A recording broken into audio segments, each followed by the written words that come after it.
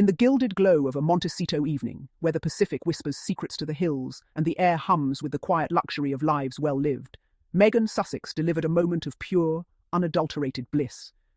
There she was, in the heart of her family's bespoke home theatre, a sanctuary of dove-grey sofas that cradle like whispered promises, under the warm embrace of wooden beams that arc like the vaulted ceilings of some forgotten Renaissance hall, leaping to her feet with the fervour of a woman who has just unlocked the universe's sweetest secret. Dressed in a crisp white blouse that skimmed her frame with effortless poise and tailored black trousers that elongated her silhouette into something statuesque, Meghan was a vision of animated elegance. Her arms flung wide, fists pumping the air in rhythmic triumph, she let out a scream that wasn't shrill but symphonic, a cascade of joy that ricocheted off the walls, mingling with her laughter, bright and bell-like, as if she'd bottled sunshine and decided to uncork it right then and there. Beside her, Prince Harry, ever the steady anchor in their shared sea of serenity, stood in a black hoodie and matching sweats, his posture relaxed yet rapt, arms extended in a gesture that spoke volumes without a single word. His grin was the kind that crinkles the corners of his eyes, a testament to years of shared adventures and the quiet alchemy of partnership. Scattered on the plush carpet were takeaway cups, remnants of a casual feast, throw pillows askew from the intensity of the watch party. No children in frame, but one could almost hear their echoes, Archie and Lilibet, perhaps tucked away in their own wing, absorbing the family's electric energy like sponges in a storm of delight. The caption, simple yet evocative, sealed the scene. What an incredible series we're all celebrating tonight. After the most intense back-to-back games, it's time to unwind and enjoy the moment. Dodgers. It was a nod to the Los Angeles Dodgers' hard-fought World Series glory, a victory they'd savoured in person at Dodger Stadium just weeks prior, front row and fabulous.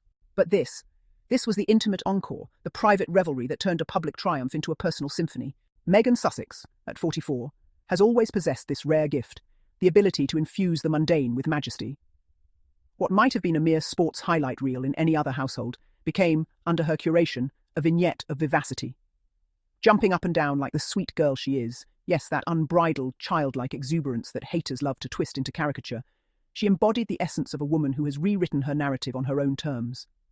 In Montecito, where avocado groves bow to eucalyptus sentinels and the ocean's rhythm sets the pace for sun-drenched days, Meghan is not just residing, she is reigning. Unbothered by the tempests brewing across the pond or the petty squalls of tabloid tempests, she moves through her world with the grace of a gazelle in a bespoke atelier. This Instagram story, fleeting as it was in its 24-hour bloom, captured not just a celebration of baseball's finest, but a portrait of a life reclaimed, joyous, unapologetic, and utterly, intoxicatingly alive. Let's linger on that theatre room for a moment, shall we? It's the stuff of dreams for those who appreciate the art of intentional living. The space, with its seamless blend of mid-century modern lines and coastal California warmth, feels less like a room and more like an extension of the Sussex's ethos, refined yet relaxed, opulent without ostentation. Imagine sinking into those sofas after a day of Archewell board meetings or, as ever, brainstorming sessions, the screen flickering with the drama of diamond pursuits while the scent of fresh citrus lingers from the kitchen. Harry's presence adds the perfect counterpoint. His casual attire a deliberate rebellion against the starched collars of his former life. His amusement a quiet affirmation of Meghan's lead. Together, they are the epitome of chic coupledom. He, the ginger-haired gallant, with a heart as vast as the Sussex estate. She, the poised powerhouse whose every gesture is a masterclass in magnetic poise. Theirs is a partnership forged in the fires of scrutiny and tempered by triumphs, both public and profoundly private. Watching them, in this unguarded instant, one can't help but smile. It's the kind of harmony that bespoke tailors dream of stitching into fabric, seamless and enduring. And oh, the Dodgers connection. It's more than mere fandom, it's a thread in the tapestry of their Californian chapter. Since trading Buckingham's chill for Montecito's embrace in 2020, the Sussexes have woven themselves into the West Coast's vibrant weave. Game 4 at Dodger Stadium wasn't just a night out, it was a statement. Two global icons, arm in arm under the stadium lights, cheering with the fervour of locals who've claimed the city as kin. Meghan, in a sleek ensemble that turned heads without trying, and Harry, beaming with that boyish enthusiasm undimmed by years, embodied the thrill of belonging. Back home, this living room jubilation extends that thrill into the domestic realm, a reminder that victory tastes sweetest when savoured en famille. It's the sort of scene that whispers of barbecues on sprawling lawns, impromptu dance parties under string lights, and bedtime stories laced with tales of underdogs who rise. In Meghan's hands, even a sports upset becomes a metaphor for resilience, a ballpark parallel to their own odyssey from royal outcasts to self-made sovereigns. But let's not pretend the world outside Montecito's gates is all rose-tinted sunsets and artisanal lattes. For every admirer raising a glass to this effervescent clip, There's a cadre of critics, those dour souls whose lifeblood seems to be the souring of others' successes, clutching their pearls and pounding their keyboards in performative outrage. These haters, bless their pinched little hearts, can't abide the sight of Meghan Sussex in full flight, jumping up and down, celebrating with the unfiltered glee of a woman who's earned every ounce of her delight. To them, it's not endearing, it's an affront. They snipe from the shadows of their uninspired existences, labeling her exuberance as over-the-top or attention-seeking, as if their own muted lives are the gold standard of decorum.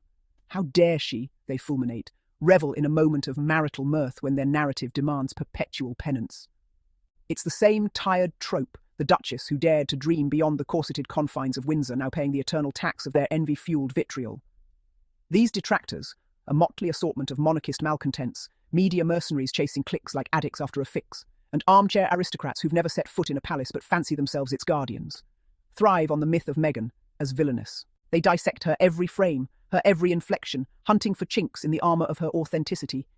That scream of joy? To them, it's evidence of excess, a so-called Hollywood histrionics unfit for someone who once wore a tiara. Harry's grin? Well, that's proof he's whipped, reduced to a prop in her selfish spectacle. Never mind that their union is a beacon of mutual elevation, a partnership where he lifts her as she illuminates him. No, to these naysayers, happiness is a heresy, especially when it belongs to a woman of colour who refuses to dim her light for their comfort.